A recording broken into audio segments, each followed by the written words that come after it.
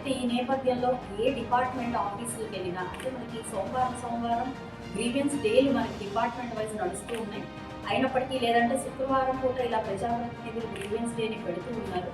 అయినప్పటికీ ప్రధానంగా నేను గమనించిన విషయాలు ఏంటంటే మహిళలు ఈ పెద్ద ఎత్తున వాళ్ళ సమస్యలతో వచ్చే ప్రజల్ని దాటుకొని వాళ్ళ సమస్యని ప్రజాప్రతినిధుల దాకానో లేదంటే ఇటు అధికారుల దాకానో తీసుకెళ్లే ప్రయత్నంలో కొంత విఫలం అవుతున్నారని నేను గమనించడం జరిగింది. అండ్ మరొక విషయము, వాళ్ళు వచ్చి కొన్ని సున్నితమైన విషయాల్ని ఓపెన్గా చెప్పుకోలేక అట్లా మళ్ళీ వెనుదిరిగే పరిస్థితి కూడా కనిపిస్తున్న నేపథ్యంలో ఈ రెండింటికి ఒక చక్కటి పరిష్కారం వాళ్ళ కోసమే ఎక్స్క్లూజివ్గా ఒక రోజుని కేటాయిస్తే అది నా బాధ్యత కూడా అవుతుంది. ఒక మహిళా ఎమ్మెల్యేగా నేను ఉంటున్నప్పుడు వాళ్ళ గురించి ఈ కోణంలో ఆలోచించడం నా బాధ్యతగా నేను ముందుకు వస్తూ ఈ యొక్క మహిళా గ్రీవియన్స్ని ఏర్పాటు చేసుకోవడం జరిగింది.